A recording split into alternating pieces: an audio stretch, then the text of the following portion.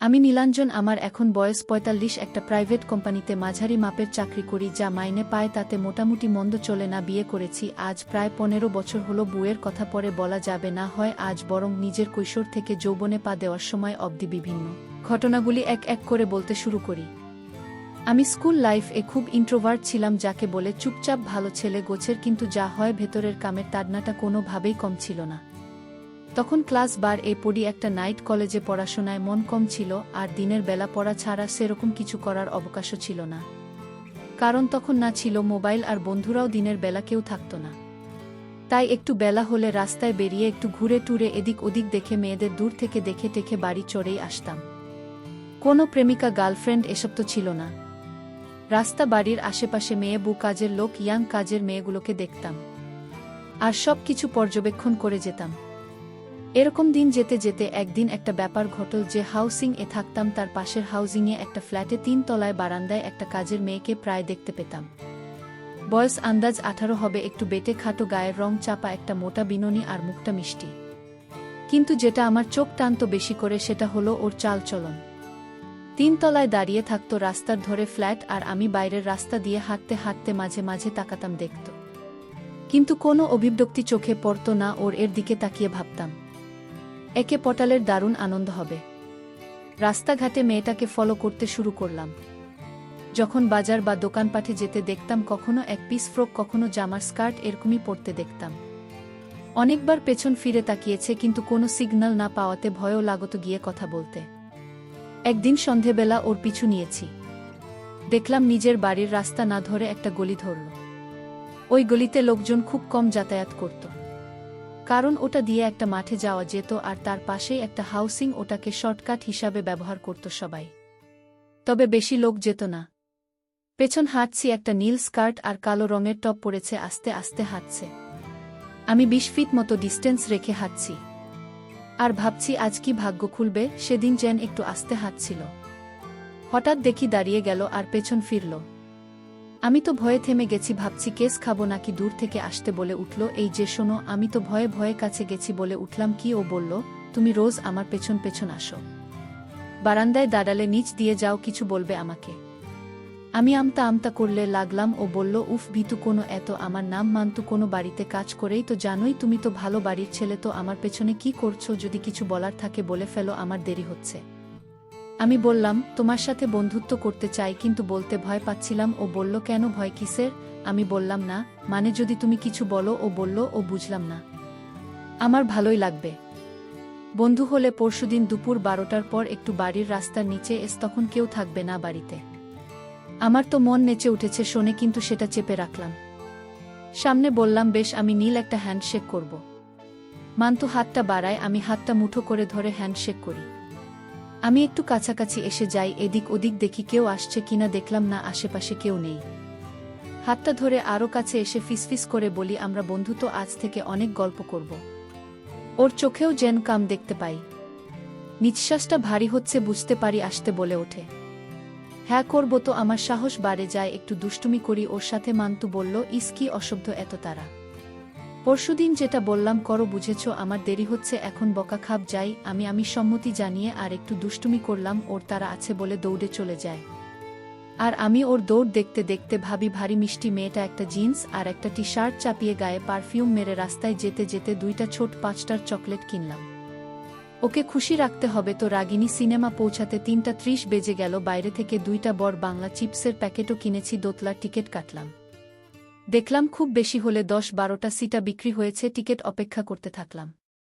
ভাবলাম ও আসবে তো, তখন তো খরচ পকেট মানি দিয়ে চলত, অযথা বাজে খরচ নয় তো। চুল হবে তো। সিনেমা চলছিল, বাবা কোনো চাকরতা যাই চলুক, তা দিয়ে তো আমার মাথা ব্যথা নেই। আমার উদ্দেশ্য অন্য কিছু। আরে ওই তো রত্না না, একটা কালো রঙের স্কার্ট পরেছে, আর উপরে ডিপ ব্রাউন জামা, বোতামগুলো কালো। অন্ধকারে এই কালার তো আরও ভালো। কাছে এল, রত্না সহজেই পুটিয়ে ফেলেছি। পরের দিনটা কোনোভাবে কেটে যায়। ওর বারান্দার নিচ দিয়ে যাই বারে বারে, যখন আসে দূর থেকে হাসি দেখতে পাই। আমি কিস দেওয়ার ভাব করি, আর মান্তু এদিক এদিক দেখে সেতে ক্যাচ করতে থাকে। এভাবেই দিনটা কেটে যায়। অন্য কাজের মেয়েগুলোকেও রাস্তাঘাটে দেখতে থাকি আমি, কিন্তু অপেক্ষা থাকে পরের দিনটার জন্য। হোক না কাজের মেয়ে মানুষ, তো ওর সাথে প্রচুর আনন্দ করব, এসব ভাবতে থাকি।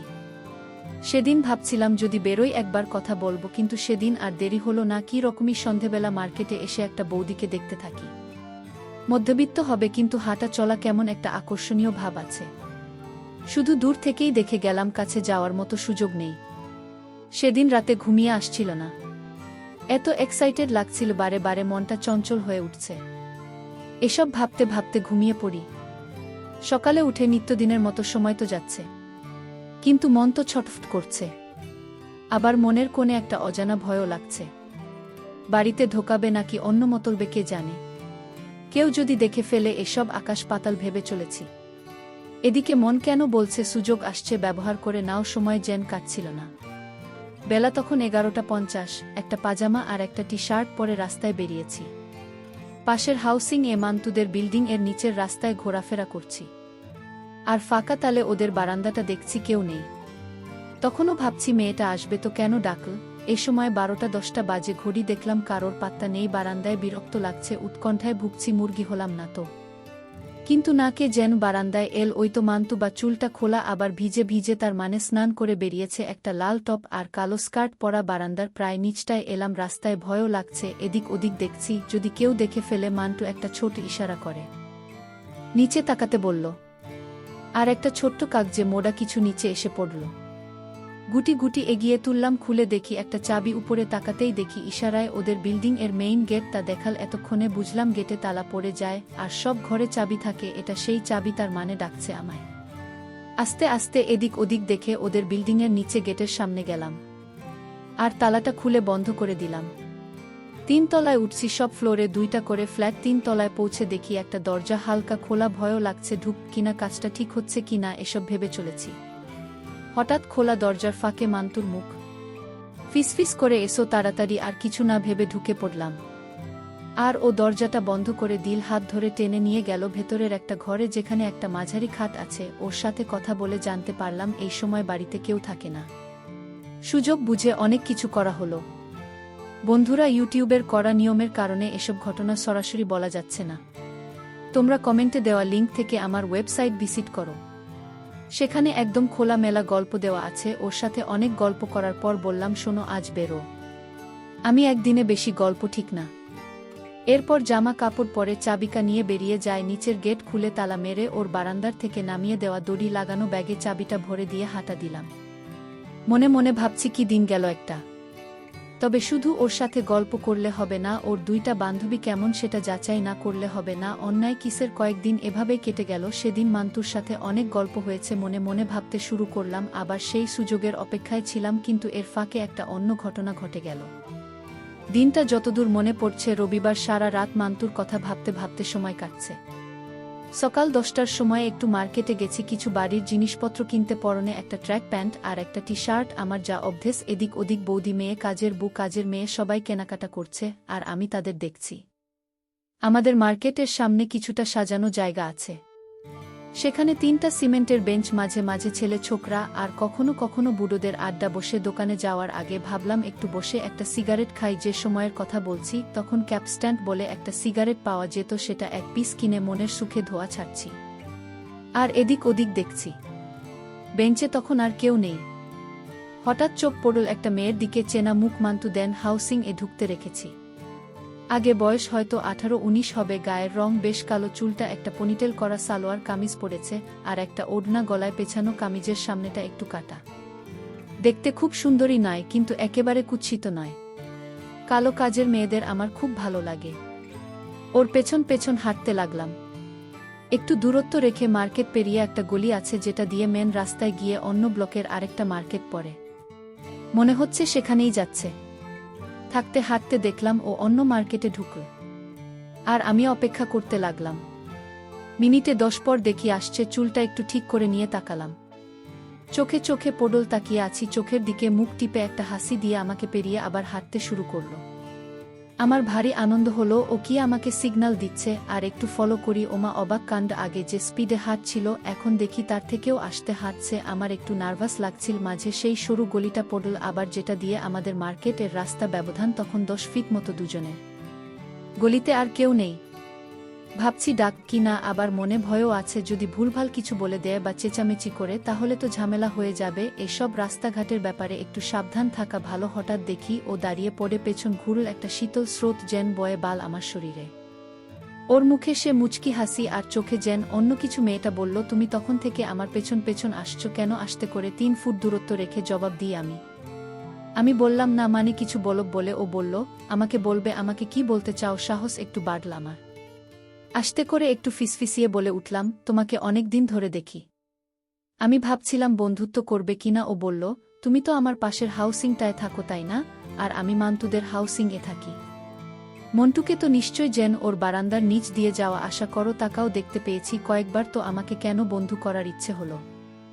আকাশ পাতাল ভাবনা আমার মনে গিজ গিজ করছে। তখন বললাম, দেখো তুমি ভুল দেখনি, কিন্তু তার একটা কারণ আছে। ও বলল, শনি কি কারণ? বললাম, আসলে ভেবেছিলাম মান্তুর সাথে আলাপ করে ওর সাহায্য নিয়ে তোমার সাথে আলাপ করব। ও বলল, ও বাবা একজনের সাথে আলাপ করবে, তারপর সে আলাপ করিয়ে দেবে। ভেবেছ কোনো ভিতর দিনই নাকি? তুমি নিজেই তো কথা বলতে পারতে, তা আজকে কি করে পারলে? আমি বললাম, না মানে আসলে আমি। ও বলল, থাক হয়েছে, দৌড়, বুঝে গেছি। ঠিক আছে, আমার বন্ধু হতে আপত্তি নেই, কিন্তু তোমার বন্ধু বান্ধবেরা যদি তোমার সাথে আমাকে কথা বলতে দেখে তখন তো তুমি নিচে মুশকিলা পড়বে তাই না? আমি একটা বাড়িতে কাজ করি, তুমি তো আর তা নাও। বললাম, আরে আমরা না হয় একটু সাবধান হয়ে যাতে কেউ না দেখে সেইভাবে কথা বলব, কেউ যাতে না জানে, তোমার বন্ধু মান্তু যাতে না জানতে পারে। ও বলল, আচ্ছা ঠিক আছে। আমি রবিবার দিন সকালে কাজ সেরে বিকেলে বাড়ি চলে যাই, এক রাত বাড়িতে থেকে আবার পরের দিন সকালে ফিরে আসি। আর সপ্তাহের বাকি দিন আমি সব সময় বৌদির কাছে থাকি। দিন রাতে আমি বললাম, আচ্ছা বেশ, এই শোনো, তুমি তো আজ বাড়ি যাবে, বিকেলে দেখা করবে আমার সাথে। ও বলল, কখন, কোথায়? আমাকে সেই বুঝে বেরোতে হবে তো। বললাম, শোনো না, বিকেল 4টায় রাগিনী হলে একটা বাংলা বই চলছে, ওটা তো বেলেঘাটার শেষ দিকে, আমরা একসাথে সিনেমা দেখব, তারপর তুমি বাড়ি চলে যাবে, গল্প গুজব হবে। বলো না গো, যাবে? আর তোমার নাম কি বলো? আমার প্রেম মাখানো অস্ত্র ছাড়লাম এবার। আর সিনেমা দেখার প্ল্যানটাও তখন মাল্টিপ্লেক্স আসেনি, সিঙ্গল স্ক্রিন এরকমই একটা হলো ছিল। রাগিনী ও এর মুখটা জানা একটু লাল হলো, খুশি খুশি ভাব আর হবে না কোনো। সারা সপ্তাহ তো কাজ করে কেটে যায়, হয়তো একটু টিভি দেখে একটা ছেলে, তাও আবার মধ্যবিত্ত ঘরের, প্রেম প্রেম ভাব পড়বে না মানে? ও বলল, আচ্ছা ঠিক আছে, কোথায় আসব আর কখন বলে দাও। আমার নাম রত্না। এই রে, এটা তার মানে সেই মান্তুর বান্ধবী রত্না। আমি বললাম, রাগিনীর সামনে এসো, ঠিক 3:45 আমি টিকিট কেটে রাখব। আমার নাম নীল। আর শোনো, তুমি স্কার্ট জামা পরো? বলল, হ্যাঁ পরি, তোমার পছন্দ? বললাম, ভীষণ গো, আর তোমাকে ভীষণ সুন্দর লাগবে, আমি অপেক্ষায় থাকব। এরপর তাড়াতাড়ি দোকানের জিনিসগুলো কিনে বাড়ির রওনা হলাম। দুপুরের খাওয়া সেরে ঠিক 3টা নাগাদ বেরিয়ে পড়লাম। একটা জিন্স আর একটা টি শার্ট চাপিয়ে গায়ে পারফিউম মেরে রাস্তায় যেতে যেতে 2টা ছোট 5 স্টার চকলেট কিনলাম, ওকে খুশি রাখতে হবে তো। রাগিনী সিনেমা পৌঁছাতে 3:30 বেজে গেল। বাইরে থেকে 2টা বড় বাংলা চিপসের প্যাকেটও কিনেছি। দোতলার টিকিট কাটলাম, দেখলাম খুব বেশি হলে 10-12টা সিটেই বিক্রি হয়েছে। টিকিট অপেক্ষা করতে থাকলাম। ভাবলাম ও আসবে তো, হোক, তখন তো খরচ পকেট মানি দিয়ে চলত, অযথা বাজে খরচ নয় তো, ওসল হবে তো। সিনেমা চলছিল, বাবা কোনো চাকরটা যাই চলুক, তা দিয়ে তো আমার মাথা ব্যথা নেই। আমার উদ্দেশ্য অন্য কিছু। আরে ওই তো রত্না না, একটা কালো রঙের স্কার্ট পরেছে আর উপরে ডিপ ব্রাউন জামা, বোতামগুলো কালো। অন্ধকারে এই কালার তো আরও ভালো। কাছে এল রত্না, চোখে চোখ, মুখে হাসি। বললাম, কি সুন্দর লাগছে তোমায়। ও একটু লজ্জা পেল, ওর হাত ধরে দোতলায় উঠতে লাগলাম। সিট পেলাম দেয়ালের থেকে 2টা বাদ দিয়ে। কিন্তু মজার কথা হলো, ওই রোতে আর কেউ নেই, আর পেছনের রোদেও কেউ নেই। বিজ্ঞাপন হচ্ছে, হলের হাইট বন্ধ হওয়ার অপেক্ষা করতে লাগলাম। অবশেষে লাইট নিভল। সিনেমার মাঝে অনেক কিছু ঘটে গেল। বন্ধুরা, ইউটিউবে এর কড়া নিয়মের কারণে এসব ঘটনা সরাসরি বলা যাচ্ছে না। তোমরা কমেন্টে দেওয়া লিঙ্ক থেকে আমার ওয়েবসাইট ভিজিট করো, সেখানে একদম খোলামেলা গল্প দেওয়া আছে। সিনেমা দেখে অনেক ক্লান্ত লাগছিল। রত্নার বেশ অনেকক্ষণই সিনেমা দেখেছে আর ললিপপ খেয়েছে।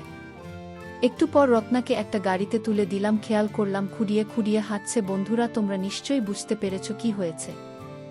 যাই হোক, রত্না চলে গেল। আমি আরামে শীষ দিতে দিতে একটা সিগারেট ধরিয়ে বাড়ির পথে হাঁটা দিলাম। বন্ধুরা, ইউটিউবের গল্পগুলো শুনে মজা না পেলে আমার ওয়েবসাইটে দেওয়া গল্পগুলো শুনতে পারো। সেখানে প্রতিদিন খোলামেলা গল্প আপলোড করা হয়। কমেন্টে ওয়েবসাইটে লিংক দেওয়া আছে।